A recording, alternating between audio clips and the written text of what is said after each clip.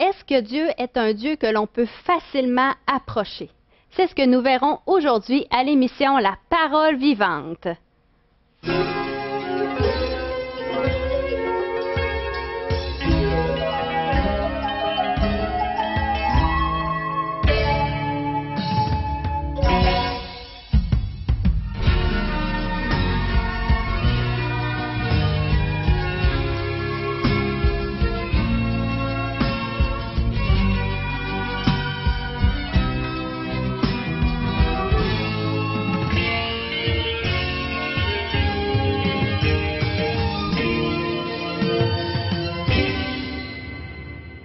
Bonjour et bienvenue à vous à la maison. Nous sommes vraiment heureux que vous soyez avec nous aujourd'hui. Nous avons une belle émission avec un bon message avec Pasteur Régent Joly. Bonjour Marianne. Bonjour. On va suivre notre histoire d'Abraham et de Sarah. Ils ont failli dans leur foi. Et que faisons-nous lorsqu'on défaille dans la foi? On va retrouver aujourd'hui la solution. Lorsque notre système immunitaire a des défaillances, que faisons-nous? On va prendre des fortifiants, des vitamines, on va essayer de l'encourager puis dire, voici, t'es capable. Là. On va bien lorsqu'arrive la période des grippes et puis ainsi de suite, des rhumes, on va s'alimenter. Oui, c'est vrai, ça fait partie également des bons choix que nous avons à faire pour améliorer notre système. Et c'est la même chose pour lorsque la foi défaille. Qu'allons-nous faire? Dieu va agir, parce que Dieu, lui, il voit que notre foi est en défaillance, il l'a vu chez Abraham et Sarah, il va y remédier. Suivez-moi, je vais m'installer devant ces beaux décors que nous avons préparés afin de pouvoir poursuivre cet enseignement d'Abraham et de Sarah. Je m'installe donc tout près de vous, avec vous. J'espère que vous avez la Bible à la portée de la main. Sinon, prenez des notes et c'est Genèse chapitre 17 que nous allons lire aujourd'hui. On va survoler ce chapitre. Il est très riche en ce qui a trait à la défaillance de la foi, mais surtout le remède à la défaillance. Nous lisons verset 1. Lorsqu'Abraham fut âgé de 99 ans, il avance en âge, il n'a pas encore d'enfant de postérité. Oui, il y a eu Ismaël, mais de la servante Agar, mais Dieu avait promis que ça serait issu de Sarah et d'Abraham lui-même. Alors donc, l'Éternel apparut à Abraham. Vous aimeriez avoir de ces révélations de Dieu dans votre vie? Lisez la Bible. C'est le moyen par lequel aujourd'hui il peut s'adresser à chacun d'entre nous. Si vous avez la Bible à la maison, une portion des Saintes Écritures, un Nouveau Testament, un Évangile, lisez cette parole. Dieu va se révéler, va se faire connaître, tout comme il le faisait. Dans ce temps-là, il n'y avait pas les écrits. Alors Abraham, donc, a eu une révélation directe de Dieu, tout comme l'apôtre Paul, et ainsi de suite. Il a dit quoi, Abraham, pour le fortifier dans sa foi, pour l'encourager? Comment est-ce qu'Abraham va reprendre son serviteur qui a failli et qui a désobéi par le fait même et qui a entraîné de multiples problèmes, difficultés dans sa vie et dans la vie de ceux de son entourage? Il dit, toujours au verset 1er, Abraham, alors donc, reçoit ces consignes de Dieu. Je suis le Dieu Tout-Puissant. Marche devant ma face et sois intègre. C'est-à-dire confesse. Reviens à moi, rétablis le contact. Je viens vers toi pour rétablir le pont, pour refaire donc ces démarches. Oui, il y a eu un bris de relation, mais l'Éternel Dieu revient afin de rétablir la communication, la relation. C'est la même chose avec chacun d'entre nous. Lorsqu'il y a un bris, une mésentente ou un conflit, qu'est-ce qu'on fait? On essaie de réconcilier, de rétablir, que ce soit une vie de couple, une vie de famille, que ce soit au travail, peu importe, dans notre milieu d'amis, ainsi de suite, à l'Église. On va essayer de rebâtir, et c'est exactement ce que l'Éternel va faire. Il retourne vers Abraham pour rebâtir, et il va représenter à nouveau sa parole, donc la communication est très importante. Il dit, sois intègre, reconnais l'être dont tu es, et l'être dont tu as besoin aussi. J'établirai. Remarquez les jeux qui vont ressortir de cette relation. Dieu va reprendre son serviteur en rappelant sa promesse. J'établirai mon alliance entre moi et toi, je te multiplierai à l'extrême. Abraham tomba donc sur sa face et Dieu lui parla en disant, alors donc l'humilité, Abraham reconnaît la voix qu'il entend, c'est celle de son grand Dieu, qu'il avait fait la promesse que c'est de toi qui sera issu, il va s'en dire la postérité. Voici l'alliance que je fais avec toi. Répétition donc de l'alliance, verset 4, tu deviendras père d'une multitude des nations. On ne t'appellera plus Abraham, mais ton nom sera Abraham, car je rends de toi un père d'une multitude de nations. Je te rendrai fécond à l'extrême, le verset 6. Et de toi sortira des nations et des rois. Imaginez. Alors, Abraham est seul avec Sarah, son épouse, et puis Dieu lui dit que sortira de toi. Et lorsqu'on connaît l'histoire, nous on regarde les récits du livre des rois, des chroniques, on voit comment est-ce qu'une lignée de rois est issue de la postérité d'Abraham, même avec 2 royaumes du nord et du sud, et ainsi de suite. Et on voit jusqu'à David, ce roi, Salomon, et ainsi de suite, la descendance. Tout cela vient de la promesse de l'Éternel Dieu, l'accomplissement. C'est Dieu qui l'accomplit. Ce n'était pas Abraham. Abraham était la personne choisie par Dieu, tout comme nous sommes des personnes choisies afin que Dieu puisse accomplir un merveilleux plan dans notre vie, dans notre entourage, pour ceux qu'on devienne un canal de bienfaits, de bénédiction. Vous voulez devenir ce canal? Croyez, augmentez votre foi. Comment? Eh bien, en vous rappelant les promesses que le Seigneur nous fait dans les Saintes Écritures. Nourrissez votre foi par les promesses d'un être fidèle et qui peut accomplir, qui a la puissance de faire l'accomplissement de ses promesses. Le verset 7, « J'établirai mon alliance entre moi et toi et tes descendants après toi, selon leur génération. » Le verset 8, « Je te donnerai et à tes descendants après toi le pays. » Il rappelle, autrement dit, les 3 volets de la promesse. De toi sera issu donc un fils qui deviendra une nation, il y aura un territoire, le peuple, le territoire et le fils promis, le fils, l'héritier de la promesse qui sera Isaac dans les prochains chapitres de la Genèse, dans ce récit, cette belle histoire de famille que nous retraçons. Et le Seigneur est en train de faire la même chose ici-bas sur terre, encore une fois. Il a des promesses pour chacun d'entre nous. Et si tu adhères à ces promesses, Dieu a le pouvoir de les accomplir. Alors, prends les promesses qui sont là, accapare-toi d'elles, mets-les dans tes poches, dans ton porte-monnaie, et fais-en le tienne de ces promesses-là, que le Seigneur va pouvoir accomplir. C'est ce qu'il nous promet ici.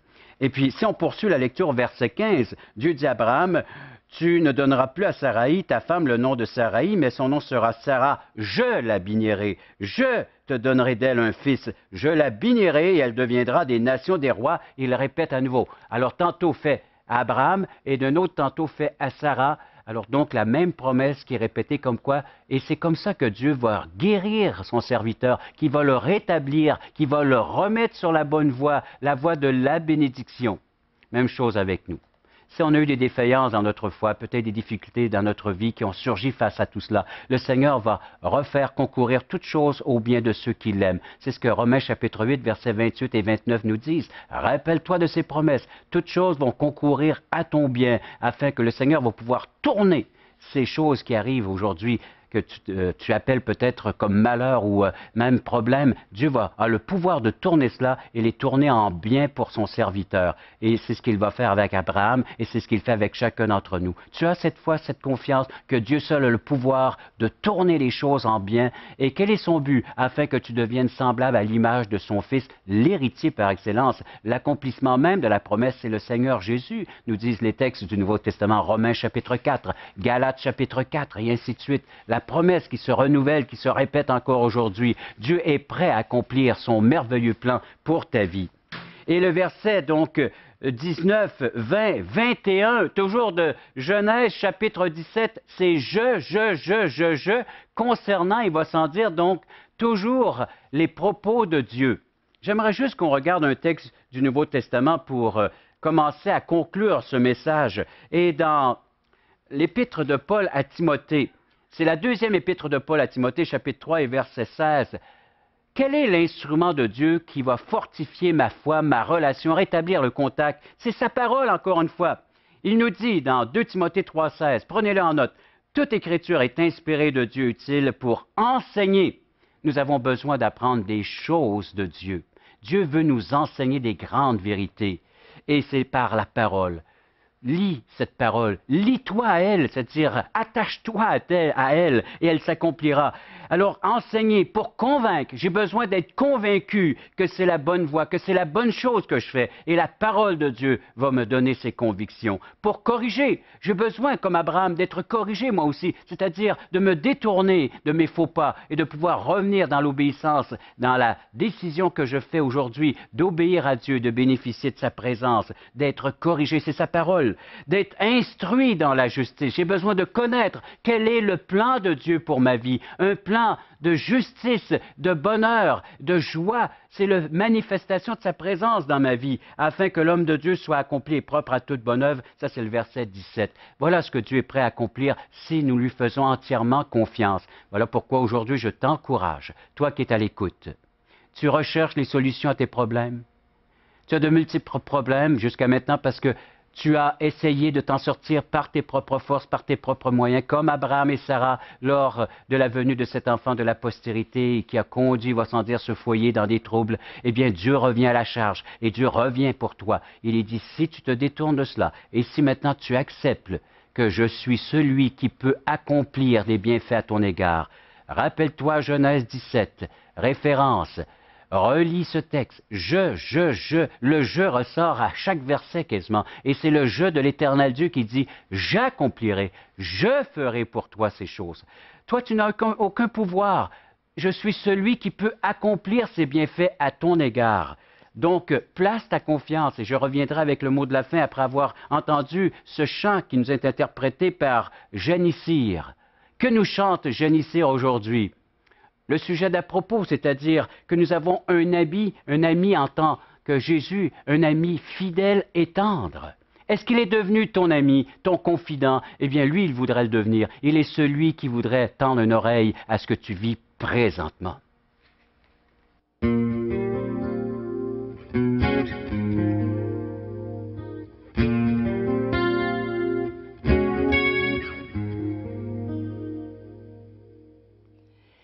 Quel ami fidèle et tendre, nous avons en Jésus-Christ, toujours prêt à nous entendre.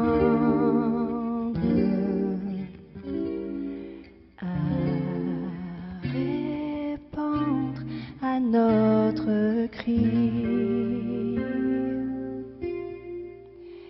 il connaît nos défaillances, nos chutes de chaque jour. Sévère en ses exigences, il est riche en son amour. Quel ami fidèle et tendre,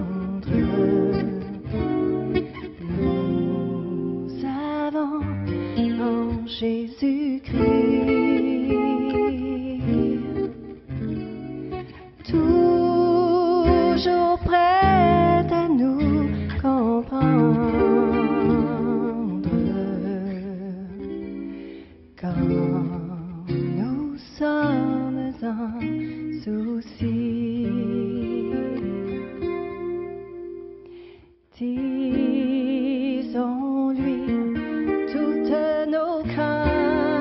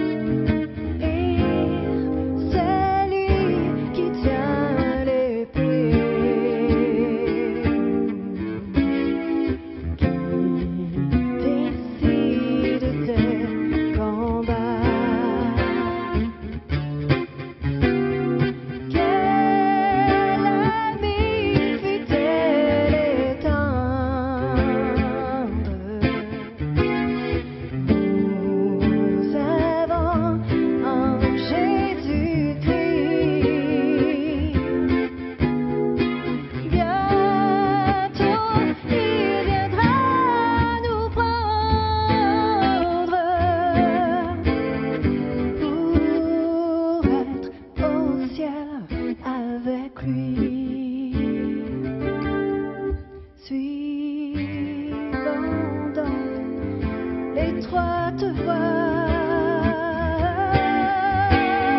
En comptant sur son secours, bientôt nous aurons la joie de vivre avec lui toujours.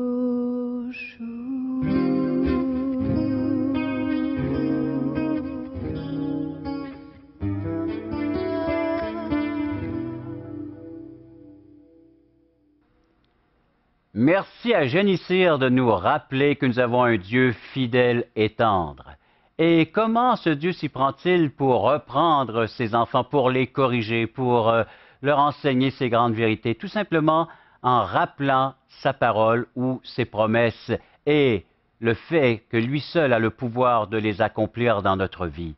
Et lorsque nous bifurquons, nous empruntons d'autres voies, il nous ramène par sa bonté, sa fidélité, sa miséricorde, sa compassion. C'est ce Dieu que vous avez également à vos côtés, c'est ce Dieu avec lequel vous vivez, vous expérimentez jour après jour dans votre quotidien cette relation. C'est ce qu'Abraham vivait.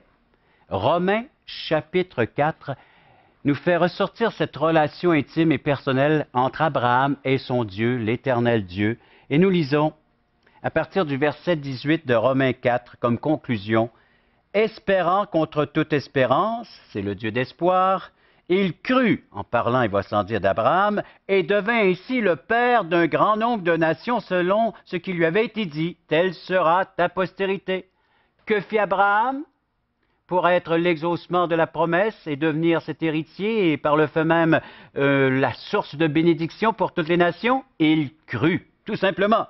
Il crut et devint ainsi le père d'un grand nombre de nations. Et, verset 19 nous dit, sans faiblir dans la foi, il ne considéra point son corps qui était déjà usé, puisqu'il avait près de 100 ans et que Sarah n'était plus en état d'avoir des enfants. S'il avait regardé à la situation autour de lui-même et dans sa propre vie, c'était le désespoir. Mais il crut, il regardait à Dieu et à l'accomplissement que lui seul pouvait faire à l'égard de sa promesse. Verset 20, il ne douta point par incrédulité au sujet de la promesse de Dieu, mais il fut fortifié. Il a pris ses vitamines par la foi, donnant gloire à Dieu. Il s'est dit, seul Dieu peut me libérer de cette impasse, de cette situation. Êtes-vous prêt à dire cela, vous, aujourd'hui? À reconnaître que dans l'impasse dont vous êtes, dans la situation, là où vous vivez, que seul Dieu peut accomplir une délivrance?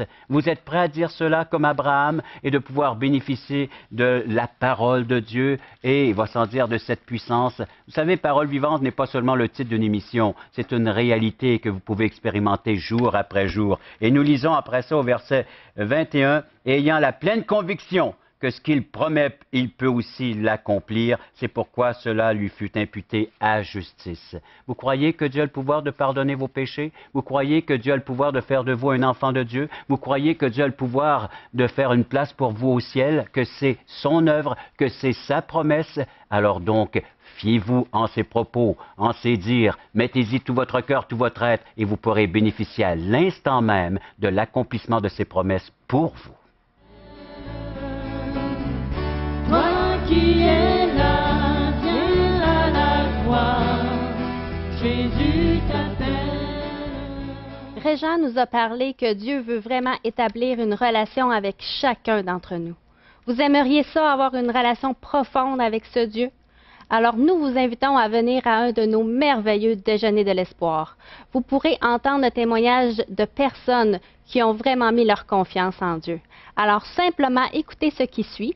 Vous aurez les endroits et les heures pour venir à un de nos merveilleux déjeuners de l'espoir. C'est un rendez-vous, on vous attend. Regardez ce qui se passe dans cette salle.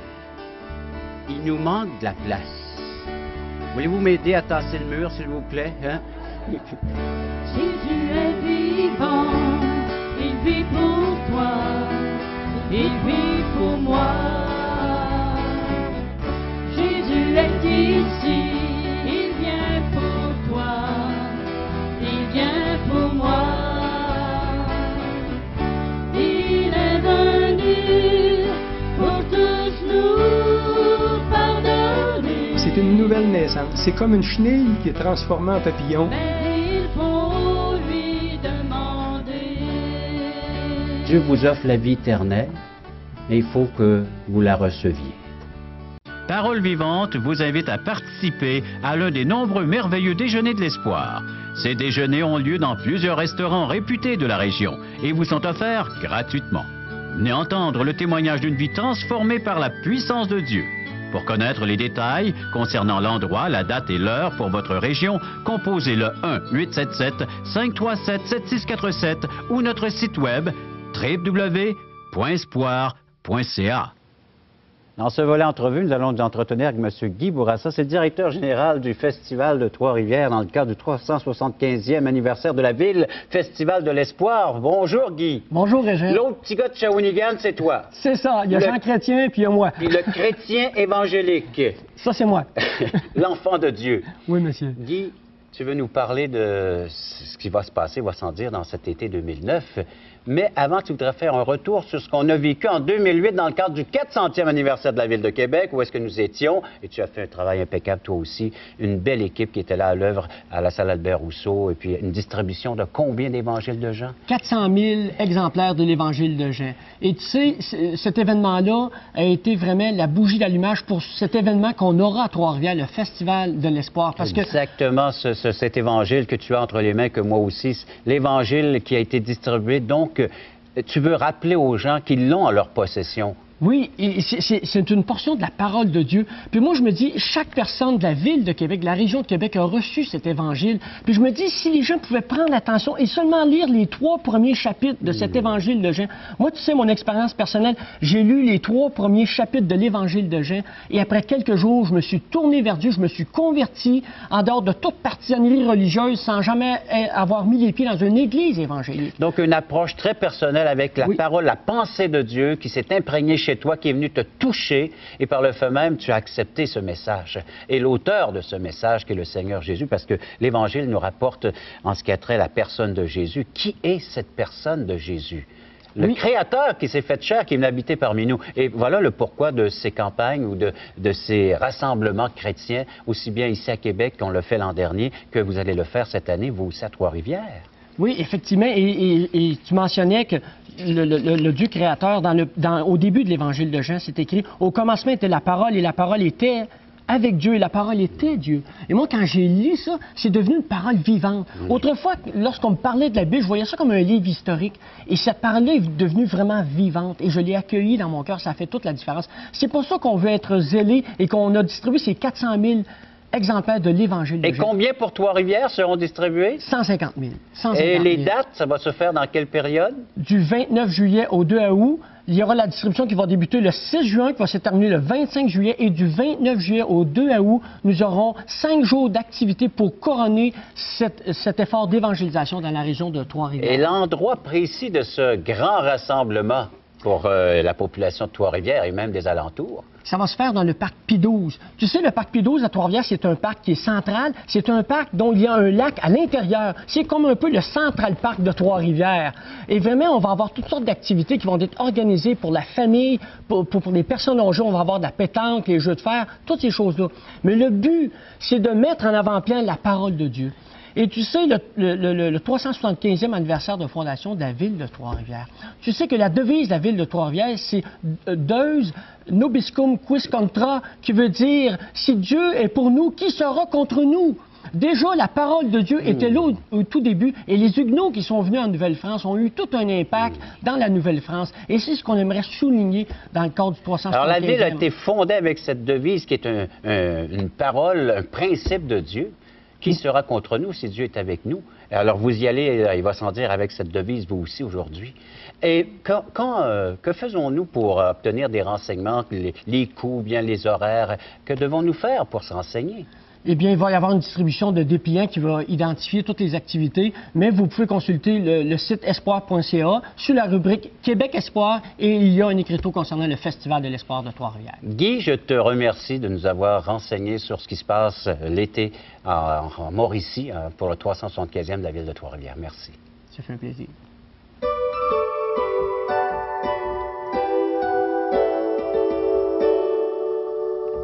J'espère que l'émission d'aujourd'hui vous a vraiment touché, que Dieu vous a parlé et que vous voulez vraiment connaître ce Dieu et son merveilleux message.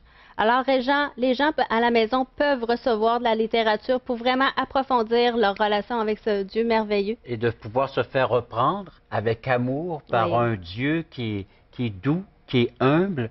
Imaginez ce Dieu qui se révèle à nous comme étant le roi des rois, le Seigneur, le Dieu juste, mais qui veut reprendre ses enfants avec amour et douceur. Oui, vous pouvez lire ces promesses-là et comment est-ce que vous pourriez en bénéficier pleinement dans votre vie. L'Évangile de Jean, connaître qui est Jésus-Christ. L'évangéliste Jean a voulu nous faire connaître Jésus en tant que Dieu fait homme. Alors vous pourrez le découvrir. Aujourd'hui, l'espoir, c'est Jésus seul. Comment bénéficier d'une relation personnelle, comment rétablir les liens ou le pont avec Dieu par Jésus seul. Question fondamentale de J. Blanchard, existentielle. On se pose beaucoup de questions sur l'être dont nous sommes. Voici les réponses. Également un Nouveau Testament. Alors les évangiles, les lettres de Paul, l'Apocalypse, plusieurs autres écrits qui vous sont offerts tout à fait gratuitement. Vous allez pouvoir vous y référer, découvrir l'épître de Paul aux Romains, la relation d'Abraham avec l'Éternel Dieu qu'on a découvert aujourd'hui. Peut-être certains d'entre vous, vous pourrez vous y référer. C'est Romains chapitre 4. Très beau récit de l'histoire dans l'épître de Paul aux Romains. Il fait un très bon résumé et de la situation également de l'être humain aujourd'hui avec ses problèmes et comment y résoudre par la foi dans la promesse du Seigneur Jésus-Christ. Tout cela, c'est gratuit, mais pour les obtenir, il faut faire quoi? Oui, alors appelez-nous au 1-877-l'Espoir, 1-877-537-7647 ou venez sur espoir.ca. Alors, merci beaucoup à vous à la maison d'avoir été là. Merci beaucoup, Régent, aussi. Alors, on se dit à une prochaine. C'est un rendez-vous